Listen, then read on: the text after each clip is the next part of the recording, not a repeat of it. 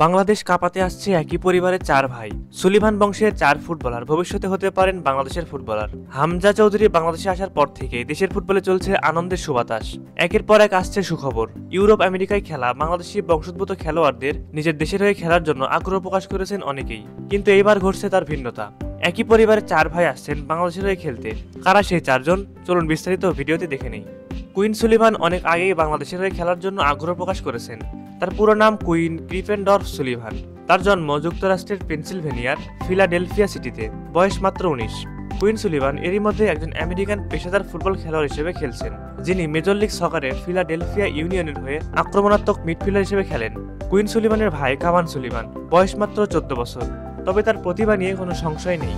সে প্রতিভার জোরেই এই বয়সে Lionel Messi, Luis Suarez, Jordi Alba, Marco রয়েসদের মতো তারকাদের লিগে খেলছেন তিনি। বর্তমানে কাভান খেলছেন Major League Soccer MLS club Philadelphia ইউনিয়নে। যুক্তরাষ্ট্রের লিগটির ইতিহাসে সর্বকনিষ্ঠ ফুটবলার হিসেবে গত জুলাই অভিষেক হয়েছিল তার। কুইন এবং কাভান সুলিভানের আরেক ভাই রোনান সুলিভান, তিনি খেলছেন MLS নেক্সট লিগে। 16 বছর বয়সী রাইট ফুটেড এই স্ট্রাইকার অদূর ভবিষ্যতে হতে পারেন বাংলাদেশের সম্পদ। তার সাথে যোগাযোগ করে বাহুবে জানতে পেরেছে বাংলাদেশের হয়ে খেলার ব্যাপারে তিনি বেশ ইতিবাচক। আগামী বছর মে মাসে হতে যাওয়া সাফ অনূর্ধ্ব-20 চ্যাম্পিয়নশিপ আসরের জন্য বাংলাদেশ ফুটবল ফেডারেশন চাইলে তাকে রাডারে আনতে পারে। তার আরেক যমজ ভাই ডেকলাইন সুলিভান, তিনিও খেলছেন একই ক্লাবের হয়ে।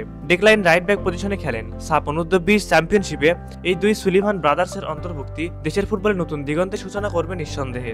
তবে এক্ষেত্রে অভিভাবক হিসেবে গুরু দায়িত্ব পালন করতে হবে বাংলাদেশ ফুটবল ফেডারেশনকে।